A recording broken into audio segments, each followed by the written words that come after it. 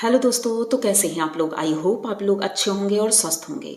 आज की वीडियो की तरफ बढ़ने से पहले चैनल को सब्सक्राइब करिए, लाइक कमेंट करिए और शेयर कर दीजिए, क्योंकि आज का वीडियो एक ऐसा वीडियो है जो एक ऐसी सशक्त महिला की तरफ हमें अ, झुकाता है, जिसने कि अकेले दम पर बहुत कुछ किया है।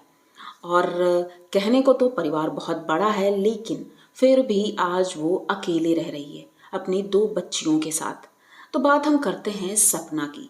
सपना जो कि है स्नैपी गर्ल। ये नाम कोई पहचान का मोहताज नहीं है। आज सभी लोग इनको जानते हैं और बहुत अच्छे से जानते हैं, क्योंकि इनकी दो दो शादियां हुई थी।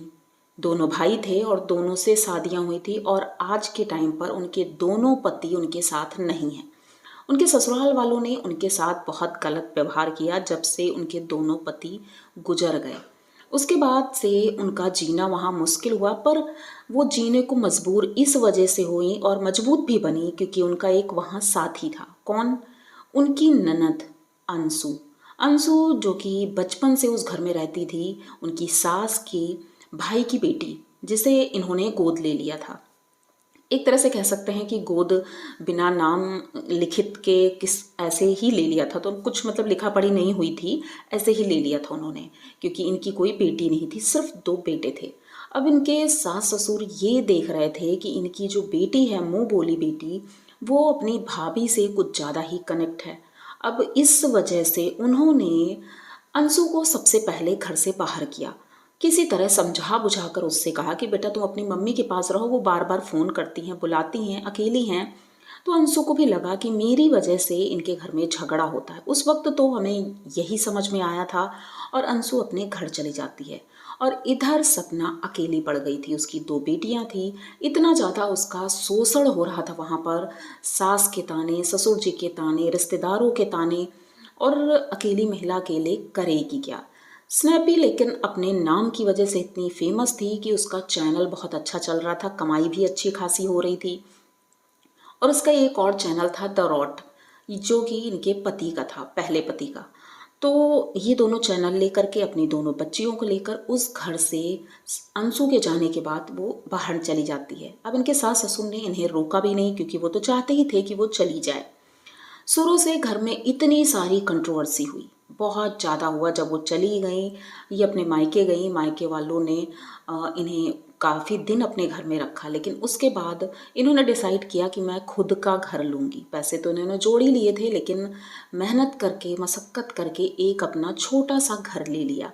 घर बहुत प्यारा है, जिसमें कि तीनों लोग बहुत सुख चैन से रह रहे थे। लेकिन भाई, सुख चैन कैसे रहने देंगे ससुराल वाले। अभी तक ये सोच रही थी कि अंशु मेरी मतलब बहुत सगी है, मुझे बहुत प्यार करती है, भाभी माँ समान मानती है। और ये भी अंशु को बेटी से कम नहीं मानती थी, क्योंकि जब इनकी शादी हुई थी अंशु उस वक्त बहुत छोटी थी। तो बच्चों की तरह ही सपना ने उसे ट्रीट किया, और वो भी बहुत प्यार करती थी। लेकिन इस प्यार के पीछे का सच अब सामने आया है, क्योंकि वो शुरू से ही अपने बुआ फूफा की तरफ ही थी। मतलब जिसे मुंह बोली बेटी बोल रहे थे वो लोग, तो वो उन्हीं की तरफ थी। बस इनकी एक तरह से जासूस के तौर पर वो सपना जी के साथ थी। जो भी ये प्लान करती थी, जो भी बातें करती थी, अंशु सारी बातें अपने बुआ फूफा को बता देती थी। इसी वजह से शायद झगड़े भी होते थे ज़्यादा। लेकिन अब सपना को लगा कि अब सब कुछ ठीक हो जाएगा। वैसे भी सास ससुर जब कोई मतलब नहीं रख रहे हैं, तो इन्होंने वहाँ से उनकी कोई भी चीज़ नहीं ली, यहाँ तक कि अपने पति का भी कोई सामान नहीं लिया, क्योंकि उन्होंने दिया ही नहीं। उन्होंने कहा कि भाई तू अपना सामान लेकर जा, ये मेरे बेटे का है तो मैं नहीं दूंगी। उनके पास ऑलरेडी 2-3 मकान हैं, मथुरा में भी हैं और कई जगह पर हैं, लेकिन इनको कुछ भी नहीं दिया। ये खाली हाथ वहाँ से अपना सामान ही लेकर वापस आई थी। धीरे धीरे समय गुजरता गया। इनके सास ससुर ने एक दो बार अपनी नातिन से बात भी की, लेकिन ना इनसे कोई बात नहीं की, प्रॉपर्टी की कोई बात नहीं हुई, ना लेन देन की कोई बात हुई कि भाई अकेले रह रही हो बच्चियों के साथ, मेरे लड़कों की निशानी है, लेकिन उन्हें बिल्कुल भी प्यार नहीं। अब फाइनली एक बात निकल कर आई है, क्योंकि बीच में अभी एक द रॉड चैनल के लिए भी कंट्रोवर्सी हुई थी कि भाई चैनल किसके पास है। अंशु कह रही थी मेरे पास नहीं है, सपना ने कहा मेरे पास नहीं है। तो भाई वो रॉड चैनल किसके पास था उसका भी पता नहीं चला। फिर अब समझ में आया कि बात ही कुछ ऐसी है, इनके सास ससुर कुछ दिनों के लिए अंशु के घर गए थे। मतलब कि उनकी सासू माँ अपने मायके गई थी क्योंकि इनके ससुर जी की तबीयत ठीक नहीं थी। इनकी सासू माँ शुरू से ही अपने मायके पक्ष के लोगों को ही ज़्यादा मान सम्मान करती थी, देती थी। तो वो जब उनके ससुर जी की तबीयत खराब हुई तो वहाँ चली गई। उसके बाद अंशु ने डिसाइड किया कि भाई वो अकेले रहते हैं, बूढ़े हैं, बुजुर्ग हैं, तो क्यों ना मुझे उनके साथ ही रहना चाहिए। अब जो भी बात हुई हो भाई, ये तो अंशु ने बोला कि मैं सेवा करने के लिए गई वहाँ पर, क्योंकि वो बुजुर्ग हो गए हैं, अकेले नहीं कर सकते। जब मैं छोटी थी तो इन्होंने मेरे साथ बहुत कुछ किया है, मेरे ऊपर एहसान है, तो मुझे जाना पड़ेगा। लेकिन भाई इस जगह पर सपना कहाँ से गलत हो गई। भाई तुम्हें जाना है तो तुम जाओ, उनकी सेवा करो, क्योंकि भाई उन्होंने तुम्हारे लिए बहुत कुछ किया था, पढ़ाया लिखाया, इतना बड़ा किया। तो अब जब तुम जा रही थी तो तुमने सपना को टोंट क्यों मारा? क्योंकि अभी तक लोग अंशु को नाबालिग ही बोलते हैं कि बच्ची है, वो बच्ची है। लेकिन टोंट मारने के लिए अंशु बड़ी हो गई। उसने अपनी भाभी को टोंट मारा कि भाई कोई उनकी बूढ़े बुजुर्गों को अकेला छोड़ देता है तो ऐसे तो नहीं हम छोड़ने देंगे, बुढ़ापे के समय ही उनकी सेवा करनी चाहिए। यानी कि इनडायरेक्टली उन्होंने सपना को टोंट मारा। सपना को ये चाहे चीज़ बुरी लगी इसलिए क्योंकि अंशु को सारी बातें, सारी सच्चाई जितना किसी को नहीं पता उतना अंशु को पता है। तो अंशु जो भी कर रही है सपना को इसलिए बुरा लग रहा है क्योंकि वो उसे अपने दिल के करीब समझती थी, अपने मायके वालों की तरह, कि जिस तरह वो मुझे समझते हैं वैसे ही अंशु भी समझती है। लेकिन अंशु ने उन्हें धोखा दिया।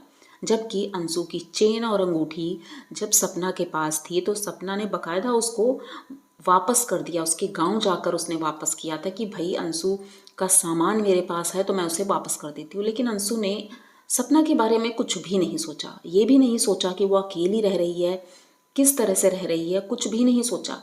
और वो दोबारा से अपने बुआ फूफा के पास चली गई हैं। तो सपना ने यही कहा कि मैं खुश हूँ, अच्छी बात है कि तुम दोबारा से उनके पास गई हो, क्योंकि बिना मतलब के कोई नहीं जाता है। तुम सेवा करोगी तो मेवा भी मिलेगी तुम्हें। और यही सोचकर तुम गई हो कि अगर हम उनकी सेवा करेंगे तो हमको कुछ तो मिलेगा रिटर्न में। तो इसमें फिर दूसरों को टोंट मारने की क्या ज़रूरत है? तुम्हारे परिवार ने और सबने इतना कुछ किया, लेकिन मैंने कुछ नहीं बोला। मुझे भी इतना सुनाया, सपना ने ऐसे बोला कि मुझे भी इतना सुनाया गया लेकिन मैंने कुछ नहीं बोला।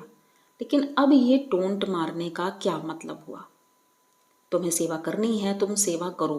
क्योंकि सपना ने कहा शुरू से ही मेरी मम्मी अपने भाइयों को ही सब कुछ देना चाहती थी, इनकी जितनी प्रॉपर्टी है सब कुछ उनको ही देंगी। इनके ससुर जी पता नहीं क्यों कुछ समझ नहीं पा रहे हैं कि उनकी पोतियां हैं दो, और उनके भविष्य के लिए क्या होगा। अगर अभी कुछ नहीं कर रहे हैं तो मरने के बाद ही क्या?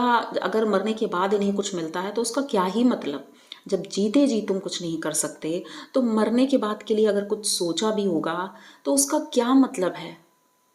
तो मुझे तो लगता है कि सपना के साथ नाइंसाफ़ी हो रही है और बहुत गलत हो रहा है। और अंशु इतनी बड़ी धोखेबाज निकलेगी ये हमने नहीं सोचा था, क्योंकि अंशु को भी हम सपना की वजह से जानते हैं और अंशु को बहुत प्यार मिला, पब्लिक का भी बहुत सपोर्ट मिला।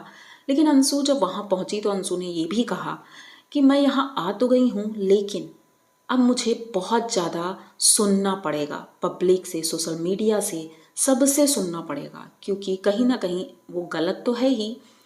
तो कहते नहीं है कि चोर की दाढ़ी में तिनका, वही हाल है कि उसे पता है उसने गलत किया है, इसीलिए वो बोली कि मुझे सुनना तो पड़ेगा ही, कि आखिर मैं दोबारा उस घर में आ गई हूँ। अब पता नहीं वो कब तक रहेगी। हो सकता है पढ़ाई, क्योंकि अभी तो कॉलेज उसका गांव में ही है, तो गांव भी देखेगी, फिलहाल वहाँ भी देखेगी क्योंकि अभी तो वहीं है। और उसके बाद आगे की पढ़ाई भी हो सकता है अपने मम्मी पापा के साथ रहे, यानी बुआ फूफा के साथ, क्योंकि भाई सपना ने कहा दो दो मम्मी पापा हैं इनके, तो दोनों को देखना पड़ेगा।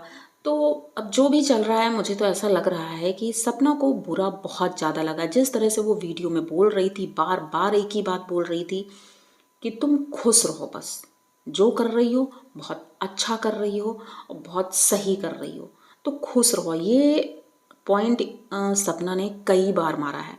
तो मुझे लगता है सपना बहुत ज़्यादा दुखी है, परेशान है। और पब्लिक जो भी कहे, पर एक अकेली औरत क्या ही कर सकती है। तो लोग उनको बहुत बुरा भला बोल रहे हैं कि कंट्रोवर्सी कर रही है, लेकिन भाई देखो, अगर कंटेंट के लिए, कंट्रोवर्सी के लिए वो कुछ कर भी रही है तो भाई फिर भी हमें सपोर्ट करना चाहिए, क्योंकि उसे पैसों की ज़रूरत है। भले ही उसने अपना काम शुरू किया, लेकिन आज उसको पैसे की ज़रूरत है। दोनों बच्चियों को पालना है, अच्छे स्कूल में पढ़ाना है। बच्चियां अभी छोटी हैं, लेकिन उसके लिए उसे बहुत मेहनत करनी है। तो इसलिए वो जो कहेगा उसकी बात वो सुनेगी और वैसा ही करेगी। कंट्रोवर्सी करके बहुत लोग पैसे कमा रहे हैं, तो अगर उसने भी कर दी तो क्या गलत किया उसने। और ऐसी कोई कंट्रोवर्सी उसने की भी नहीं है जो कि गलत हो। जो सही थी वही उसने कहा है। तो जो उसको जो समझना है, लेकिन भाई हम तो स्नैपी को सपोर्ट करेंगे, क्योंकि स्नैपी कहीं भी गलत नहीं। अगर गलत भी थी तो उस सामने जो दिख रहा है वो तो गलत नहीं है कि वो अकेली रह रही है, ससुराल वाले उसके साथ नहीं हैं। और उनकी मम्मी का, मतलब सासू माँ का जो रवैया था वो हमने खुद देखा है कि वो कितना गलत था। वो किस तरह से बोलती थी, वीडियो कॉल में भी उन्होंने किस तरह से बोला था और कॉलिंग में भी वो किस तरह से बात कर रहे थे। तो वो तो साफ जाहिर है कि वो सपना को बिल्कुल पसंद नहीं करते हैं। पहले भी उनकी मम्मी जब जाती थी मायके से तो उन्हें बिल्कुल पसंद नहीं करती थी, जबकि उनके मायके से जब कोई आता था तो उसका स्वागत होता था। तो सपना को कहीं ना कहीं किनारे ही रखा जाता था उस घर में। उनके पति उनको बहुत मारते भी थे, पहले वाले पति, जो कि सपना ने बाद में बताया। तो इनका शोषण शुरू से ही हो रहा था। जब शादी हुई उसकी उम्र लगभग 18 साल थी। इतनी कम उम्र में शादी हो गई और उसके बाद उसका शोषण, जब उसको समझ भी नहीं थी तब से उसका शोषण हो रहा है। लेकिन आज उसको समझ में आया कि सच में वो मेरे साथ गलत हो रहा था। तो कुछ लोग कहेंगे तुमने पहले क्यों नहीं बोला था। तो भाई पहले उसने बताया कि पहले मैं इसीलिए नहीं बोल पाई क्योंकि मुझे समझ नहीं था। कभी जब वो मारते थे उसके बाद प्यार से भी सब लोग बोलते थे, तो मुझे लगता था शायद ऐसे ही होता होगा। माँ भी समझा देती थी मेरी कि बेटा बर्दाश्त करो, ऐसा ही होता है ससुराल में। तो भाई ये चीज़ें बर्दाश्त करती थी, लेकिन एक लिमिट होती है हर चीज़ की।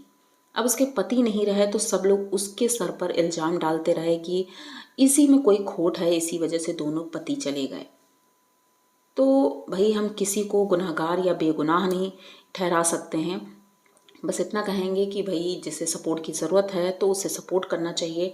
और उनकी बच्चियों को प्यार की ज़रूरत है तो हमें इतना भरपूर प्यार देना चाहिए, लाइक कमेंट सब्सक्राइब के द्वारा, कि भाई उनकी ज़िंदगी अच्छे से चल सके।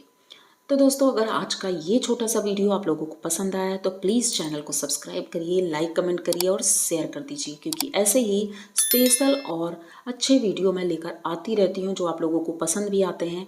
तो जल्दी मिलते हैं किसी नए वीडियो के साथ, तब तक के लिए